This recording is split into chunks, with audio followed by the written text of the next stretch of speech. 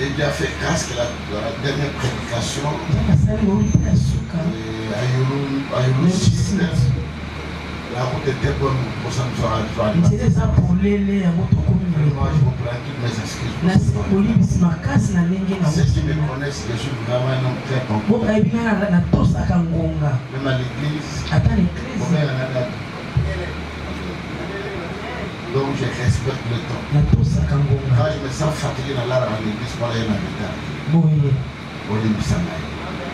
Merci, je vous prie de François.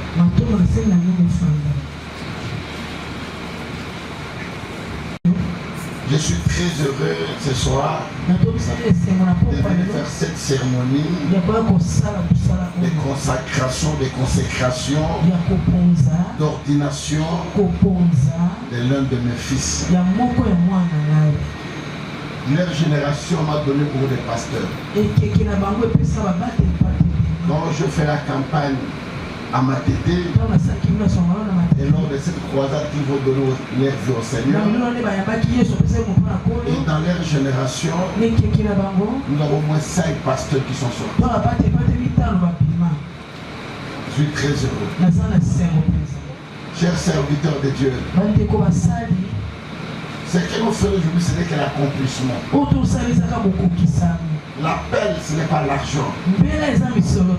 L'appel, ce n'est pas le nombre de personnes. Mais l'appel, c'est Dieu qui les donne. Ce n'est pas la formation biblique. Tu n'est pas à l'école biblique. Et tu n'es pas appelé par Dieu. Mais quand Dieu t'appelle, Dieu te donne une vision. Et c'est la vision que tu dois accomplir. Nous ne venons que pour témoigner devant ces parterres des hommes de Dieu qui sont là, devant l'église, l'accepter. On a fait les fruits. Je voulais faire ce travail depuis longtemps. Je lui ai dit non, je ne viens pas. Fais d'abord le travail, que je voie d'abord de quoi tu es capable, que tu peux prouver, et tiens ainsi dit le Père. Et quand je verrai ces signes-là, je viendrai. Et le temps est arrivé. Et je sois au milieu. Je dis Amen. Nous lisons dans le livre de Jérémie.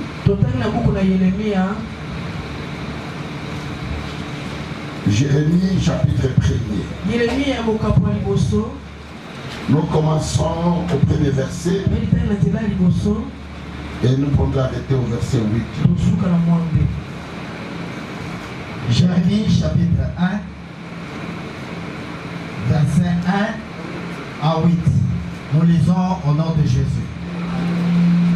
Parole de Jérémie, fils de Ikija, l'homme de sacrificateur d'Anator. Jérémie nous parle. Mais à commencer, il commence par la généalogie. Jérémie, fils de. Et quand vous êtes dans Matthieu, vous verrez encore par la généalogie. Et de même dans l'évangile, le serviteur de Dieu doit avoir une généalogie. Il faut connaître les témoignages, de savoir d'où ce pasteur vient. Aujourd'hui, nous avons beaucoup de Melchisedec. Des gens qui n'ont ni père ni mère. On ne connaît même pas comment il est arrivé comme serviteur de Dieu. Comment il a été consacré. Aujourd'hui, chacun peut s'élever.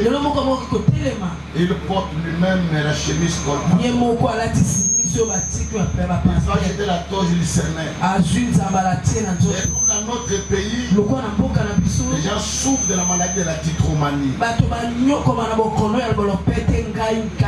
La maladie des titres. Il commence évangéliste.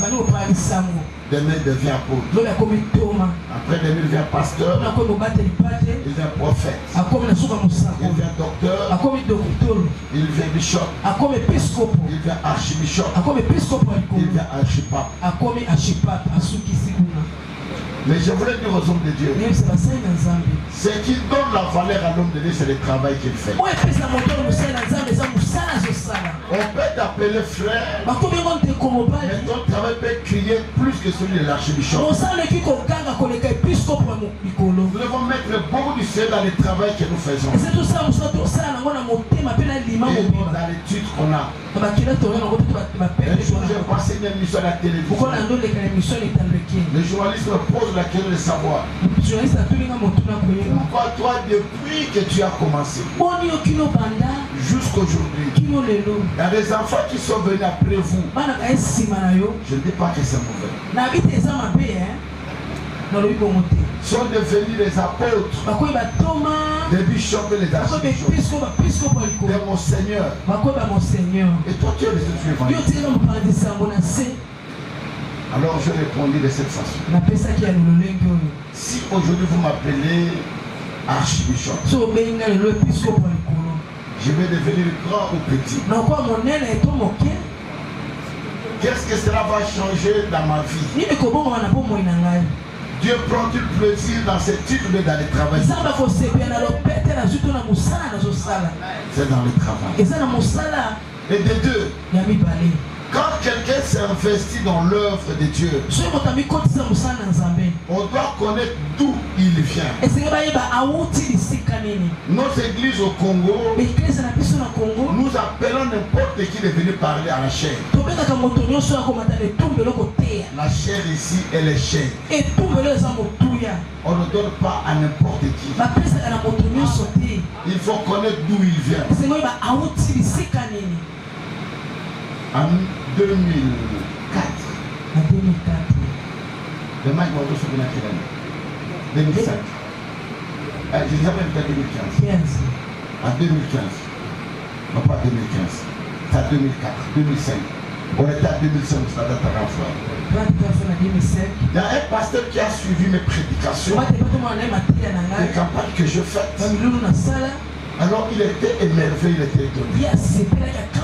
Il dit dans le monde francophone, je n'ai jamais vu un invalide de cet écran. Avec un grand travail, des guérisons de miracles. Il voulait m'inviter. Il prêchait chez lui à Londres. Et il avait la plus grande église de toute l'Europe.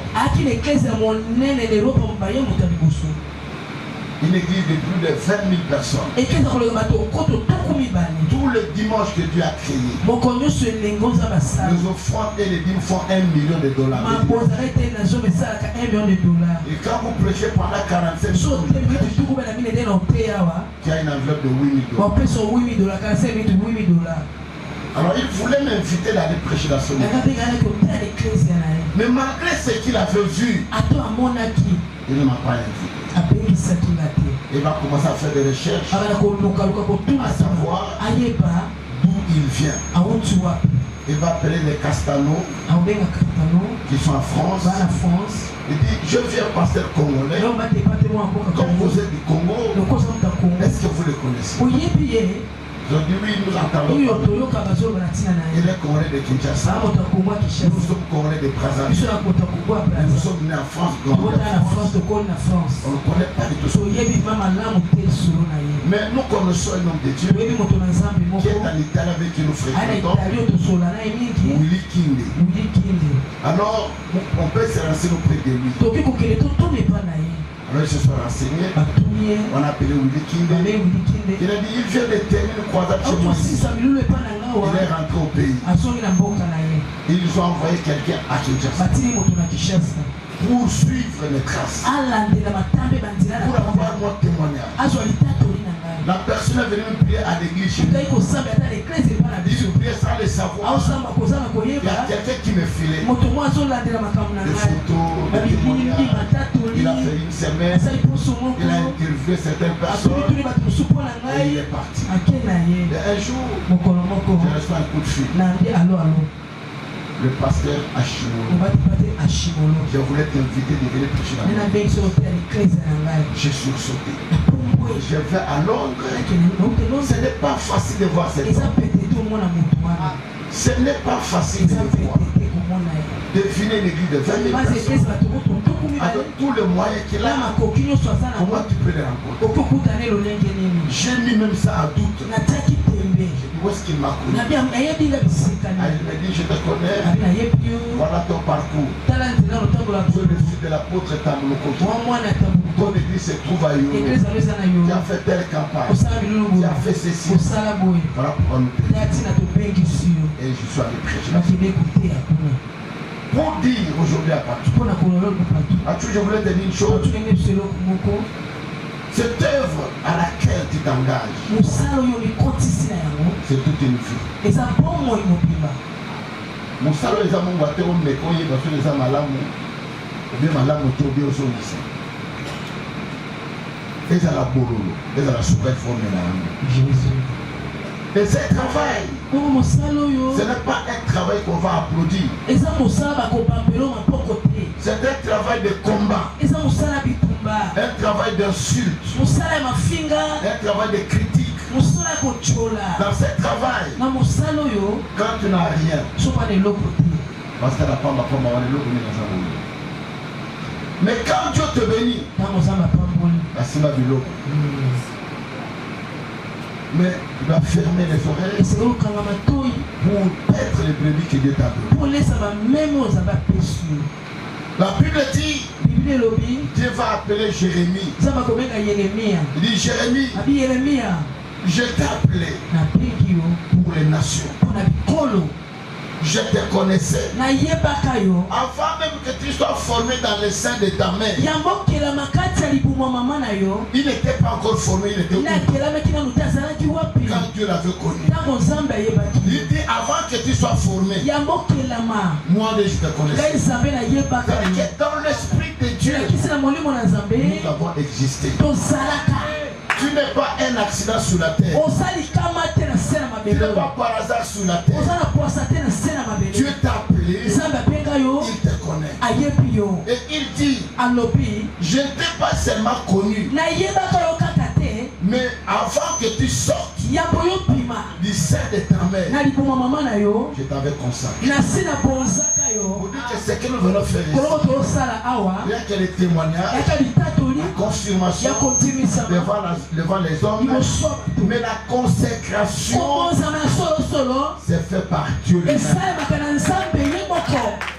Et quand Dieu lui-même t'appelle, il te donne les moyens. Tu écoutes-moi. Tu ne veux pas faire la concurrence avec les gens ici. Marche à ton temps. Marche lentement. Marche sûrement. Ne te presse jamais. Tu ne fais pas la concurrence avec quelqu'un. Même si tes amis, ils ont acheté des parcelles, ils ont construit, ils ont des voitures, ils ont des maisons. Attends le moment de Dieu. Que personne ne te trompe te disant allons auprès de tel, il te donnera ceci, tu deviendras grand, tu feras ça. Le jour que tu iras, tu mettras fin à ton ministère. Mais si tu marches avec Dieu, Dieu lui-même pourvoira.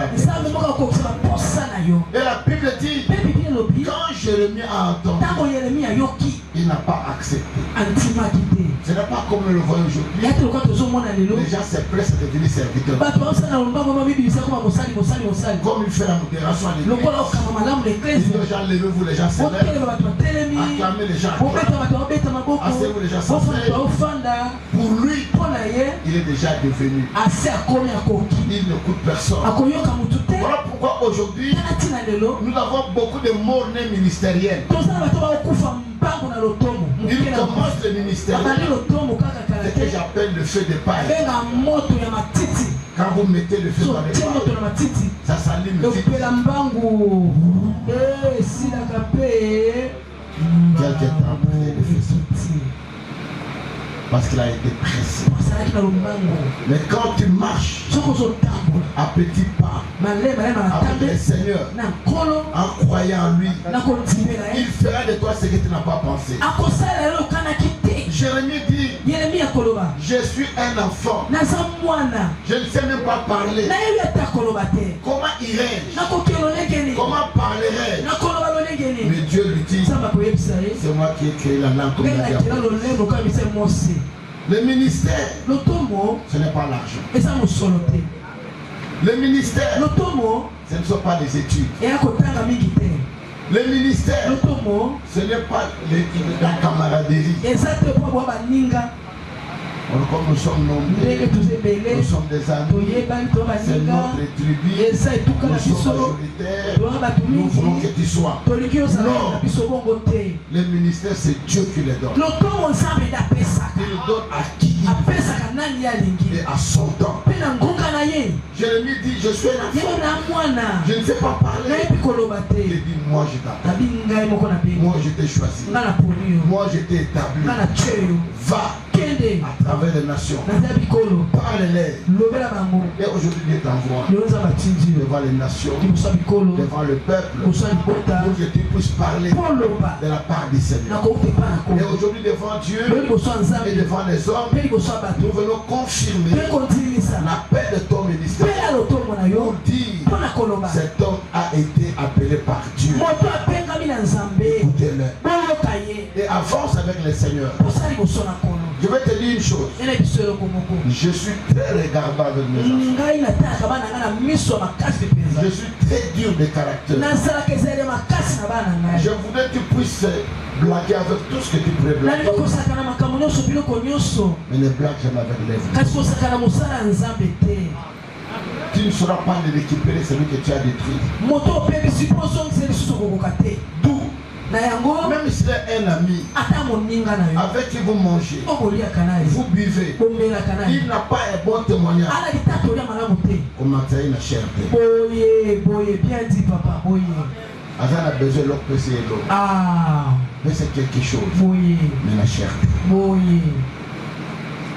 Quand quelqu'un vient te dire, écoutez mon serviteur de Dieu, nous tous qui sommes là, un ami, un serviteur vient te dire, en tout cas j'ai des difficultés, je n'ai pas encore payé mon loyer, est-ce que tu ne peux pas me donner les séminaires que je puisse travailler même pour que j'arrive à payer la maison? On peut ça y est. Pour nous donner un salaté, c'est ça. Le corps est la prison au foot en Munda. Nous aussi à pousser la table des cas. Pour aller à pousser la message, c'est la salle.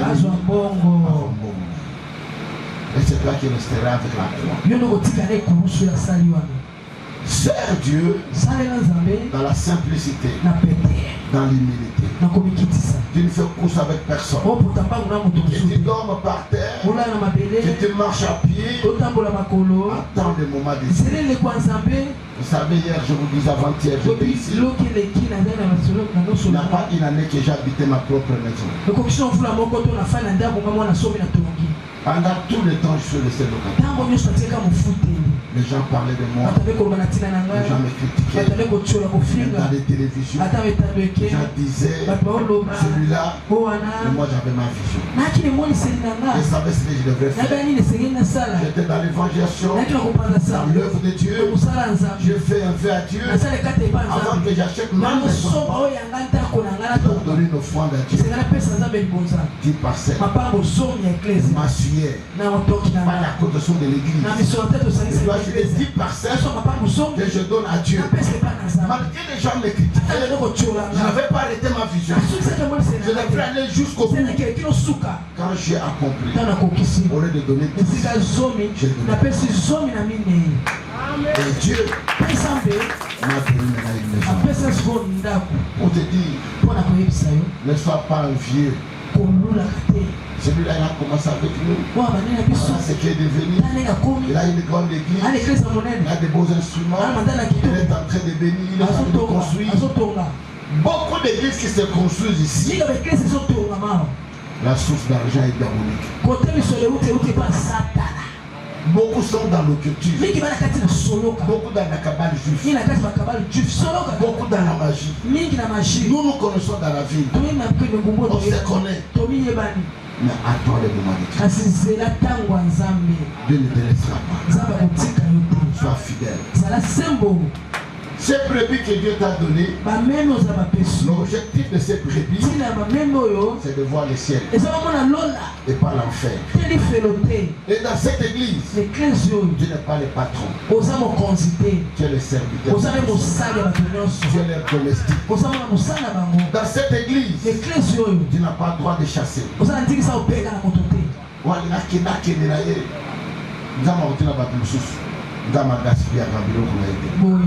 Jésus a multiplié les pains, mais il leur dit ramasser les miettes. On peut dire qu'il a multiplié, il n'a pas dépensé l'argent. On peut laisser, mais il a dit ramasser. Pour lui que Dieu ne veut pas les gaspiller. Si les brebis tu t'as donné, tu n'as pas su les soigner, comment veux-tu que Dieu te donne d'autres? Soigne les brebis, travaille pour eux, marche avec eux, sois près d'eux, écoute-leur de jour au jour, fais ce que Dieu te met pour que tes brebis soient à bon sang. Et je vais parler à l'église. Aujourd'hui que vous acceptez qu'on consacre votre pasteur, est-ce que vous avez accepté?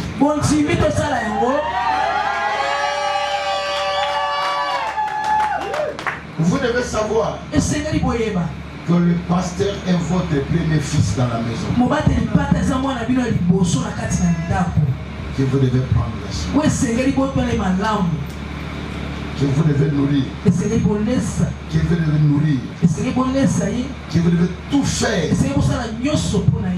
pour que lui à son tour qu'il cherche Dieu dans la fidélité pour lui. J'ai parlé ça avec mes pasteurs. Quand Ashimolo m'invite à Londres, d'ailleurs quand il est venu prêcher au stade ici, je les ai invités, il a dit ceci: il vient d'une famille pauvre. Leur papa était un soldat nigérien. En 1960, quand l'ONU avait envoyé des soldats pour surveiller le Mouma, son père était parmi cette garnison de soldats qui étaient ici. Et leur maman était folle. Il n'était que des garçons. Et je l'ai vu quand il a commencé à parler, il a pleuré. On était seulement des garçons. Maman était folle. Des fois, il a levé les mains. Et nous, ses fils, les garçons, on ramassait la pour quelle souffrance! Et c'est comme ça que je vais voyager. J'ai dit non, comme je suis un garçon, je vais aller chercher la vie. Et je connaissais le Seigneur. Je suis venu à Londres. J'ai commencé le ministère. Mais ça n'a pas été facile. On a commencé, l'église a commencé à évoluer. Et j'avais des gens qui avaient des moyens d'avoir. Un jour, les fidèles sont venus me voir. Nena yebisaki na conférence Congolais abotamana kindoki azokola kindoki ezokola aza ebeli l'église. Parce que comment toi fidèle tu vas être même content si ton pasteur est béni. Attends pour ça bon va voir ma bato manga bato va voter la paix les gars bim na on peut ça les sous-noter la plus soit en offrande aux amis. Parce que ce que l'homme de Dieu te donne, c'est plus que ce que toi tu peux. Alors ce groupe de gens se sont arrangés. Ils ont dit ceci. La Bible dit c'est le supérieur qui bénit l'inférieur. Nous sommes les enfants. Et notre papa, notre papa, il n'a pas d'argent. Il n'a pas assez de moyens. Nous avons l'argent. Nous allons cotiser. Nous allons donner à notre papa l'argent qui devient plus riche que nous pour qu'il commence à nous bénir.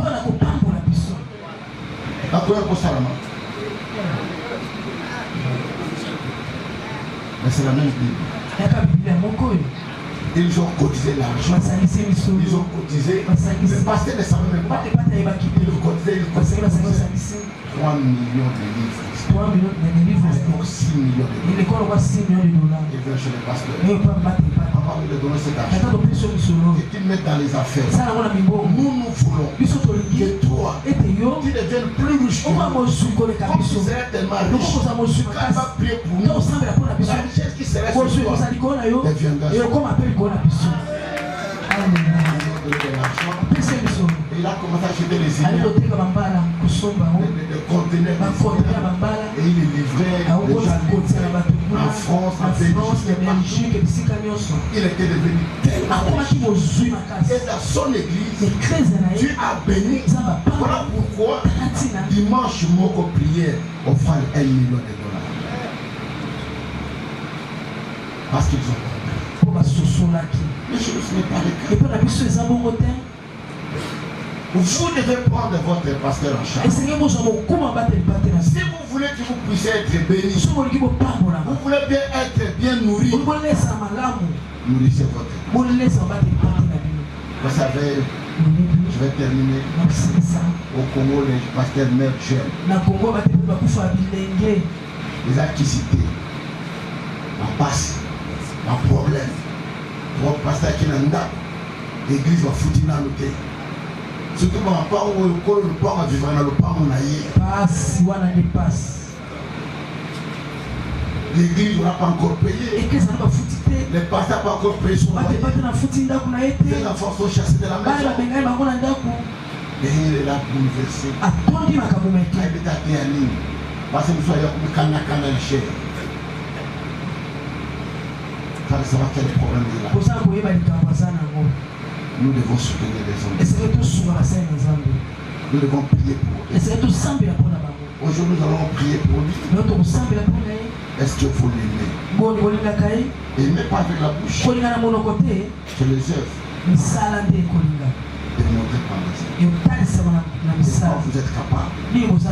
Quand quelqu'un est consacré, c'est-à-dire qu'il appartient à. Aujourd'hui, il vous appartient. Il appartient à Dieu. Et il appartient à vous. La famille vient à deuxième position. Mais il vous appartient. Vous devez le supporter. Vous devez le nourrir. Vous devez l'aider avec vos conseils. Vous devez le pousser d'aller. C'est à ce moment-là que vous verrez l'église prospérer. Les choses avancent. L'église est arrivée. Et pour tenir avec les collaborateurs, vous qui êtes collaborateurs, vous êtes soumis à l'autorité établie. Un jour, je lisais un livre. Je crois que j'ai écrit dans un de mes livres sur les principes de la bénédiction. L'église n'a jamais été détruite par les fidèles. Mais ceux qui détruisent les églises, ce sont les collaborateurs. Ils sortent dans des maisons, toi passer, tu n'entreras pas. Ils rencontrent des gens que toi tu les rencontreras. Et ce qu'ils vont dire dans ces maisons-là, le pasteur ne le sait pas. Il arrive chez une maman, on lui donne à manger. Il y a cacao. Ils ont pris les gars, tout le monde a créé. Et là, on dit tout le monde a l'église. Quand on a des problèmes, on les résout à l'interne. Parler à l'interne. Là où il y a des hommes, les problèmes ne manquent jamais. Même dans nos lits, dans nos maisons, nous sommes mariés. La femme doit avoir des points avec nos femmes. Nous doit avoir des points avec nos enfants. Nous doit avoir des points avec nos frères. On n'a jamais quitté les familles. Nous restons toujours. Mais pourquoi dans l'église nous quittons? Parce que nous n'avons pas aimé le Seigneur. Nous n'avons pas aimé l'œuvre. Quand vous suivez quelqu'un, et d'ailleurs j'ouvre une parenthèse. Maman, vous en apprenez mon bagage, et tout le coffre dans l'issue. Dans la liste. Et comme Akila, nous avons l'amené. L'île de la vie, mon côté cuisine. On l'a amené au Tchèque dans la messe. Aux hommes, il y a un peu de la fière à télécommande. Nous, nous, nous, nous, Papa, n'a pas déjà mis sa tête. N'a pas déjà mis sa tête de l'autre pour m'aller. Mais mon gars, où tu peux baisser ta rue, c'est déjà pour film. Est-ce que vous venez dans la quoi? Mais pourquoi il est quand même quitté l'église? Pourquoi tu dois quitter l'église? Et que l'on peut les sous-souter parce que frère Rwanda n'est pas à la guinée, n'est pas à la guinée, parce que tout le monde est, parce que tout le monde est pas tout le monde. La vie va tout le monde dans un élo. Si tu n'avais rien, on ne devait pas te critiquer. Mais quand on te critique, sois dans la joie. Parce que tu as quelque chose.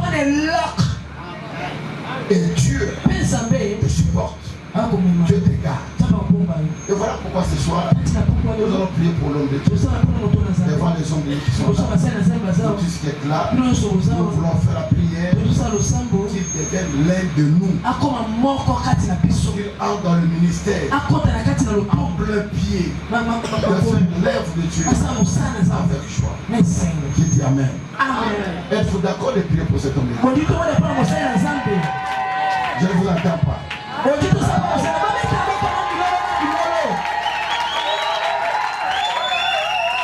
Est-ce qu'il y a quelqu'un qui s'oppose pour qu'on puisse pas prier pour l'homme de Dieu? Je vois les frères qui lèvent la main.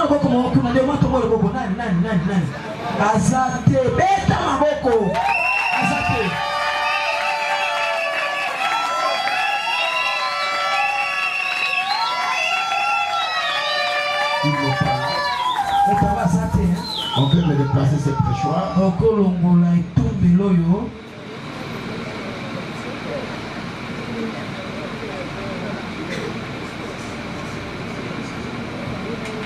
ne peux pas venir comme ça. Mais je voulais avoir un témoignage d'un ancien de l'église. Je pourrais témoigner de lui pour l'accord. Et je voulais avoir aussi un membre de la famille. Et dit oui, nous, dans la famille d'accord. C'est notre fils. Dans ce travail.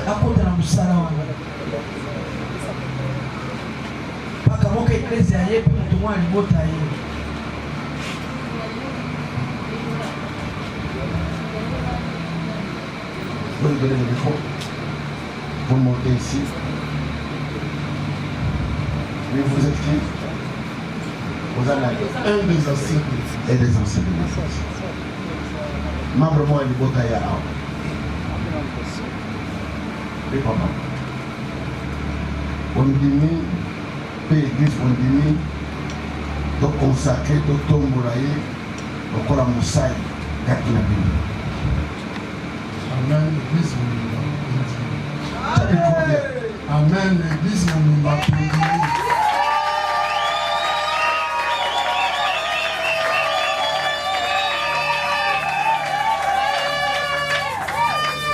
Papa, on s'est présenté, de la tout le monde. Oui, Ferdinand de la Moine, il y a pas se trouve une maison. Quand il y a beaucoup de laïcs, il y a papa naïf. Donc, vous avez une matin. Oui.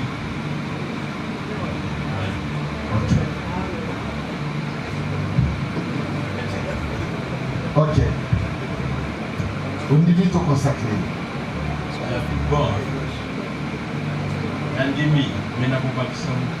Oui.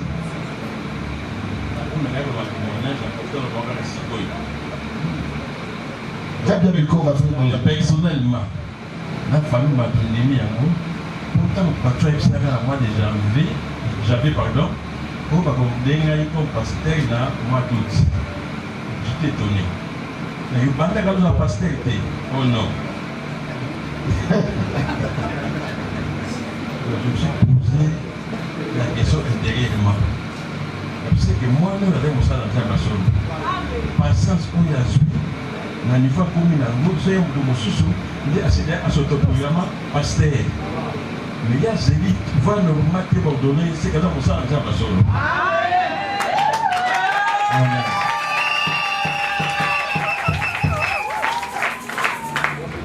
oya ndimi na bongo ya famille munga Nini fondation ensemble là donc pas molier à comment faire passer munene na niveau ya père spirituel na ye ne motelemi wana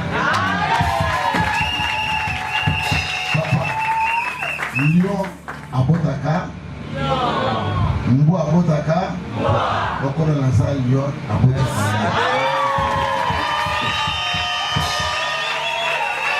Merci.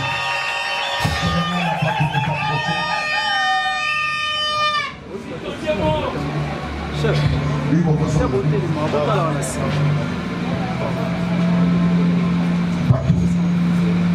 musala oyo nde na wuti koteya eza musala ya pasi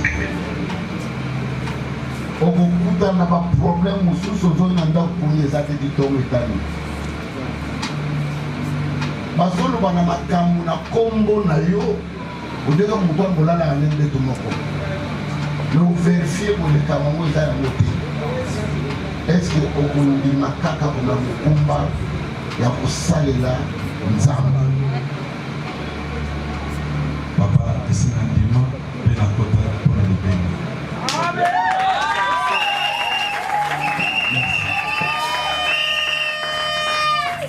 J'appelle les pasteurs consacrés tous de l'église. On va savoir ce qu'on a vu, on a ce qu'on a vu. Ce qu'on a vu, ce qui est aux pasteurs consacrés au Matia.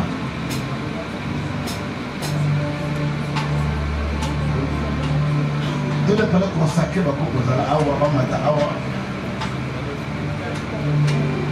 Parce que nous avons consacré Mata Awa.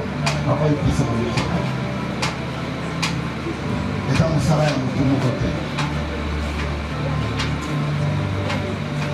Nous essayons d'amba pour nous, au sein de l'aïe, nous autres,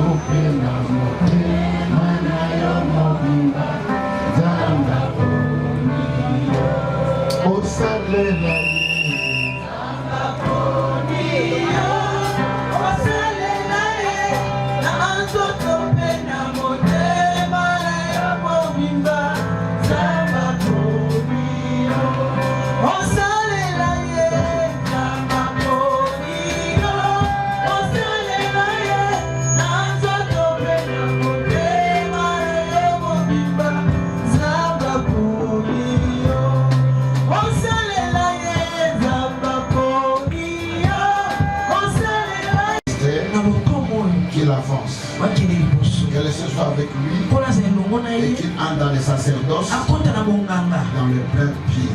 Nous prions pour lui.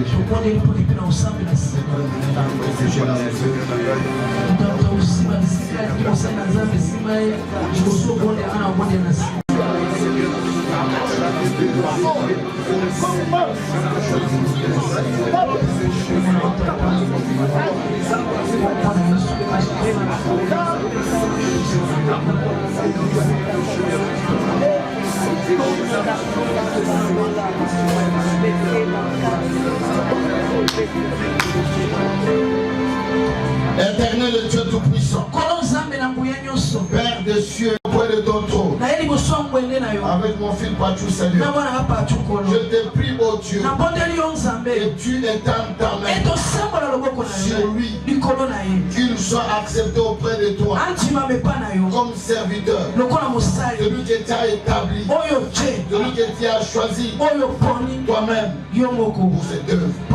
Nous te prions, Père, de lui accorder la force, l'intelligence, de conduire ce peuple nombreux que tu lui as donné.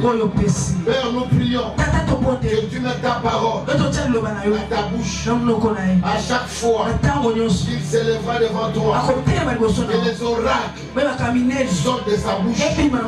À chaque fois qu'il se mettra devant toi, quand il imposera une autre, que le malade soit guéri.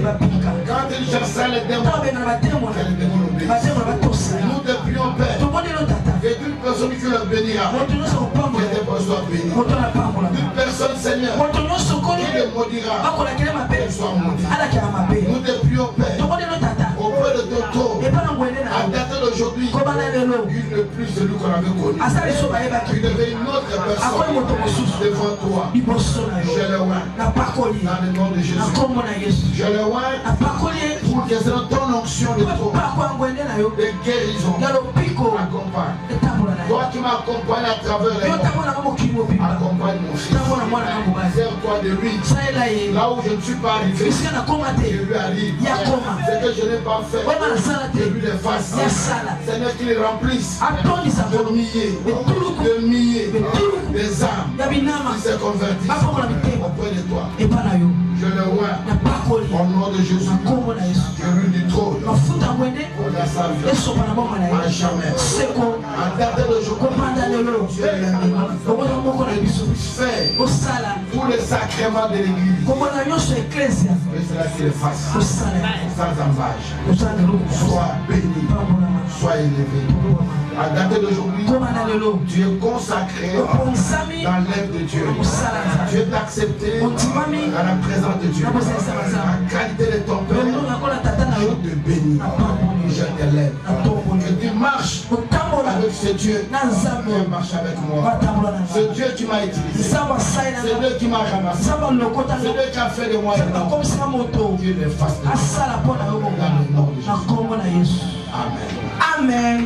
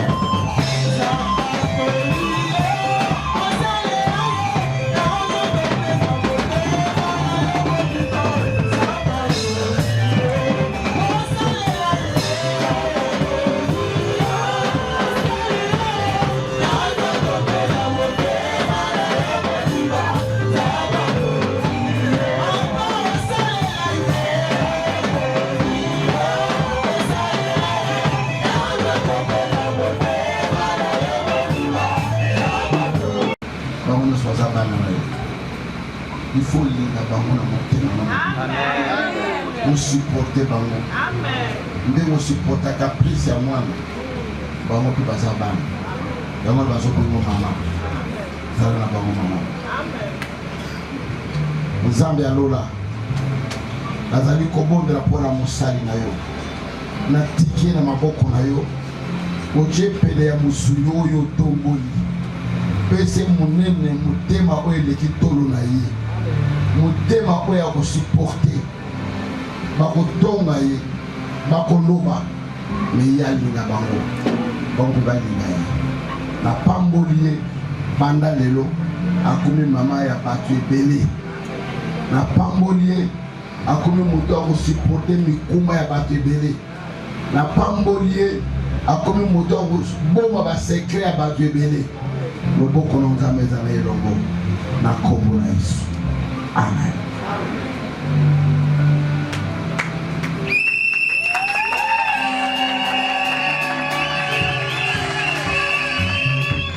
Merci. Na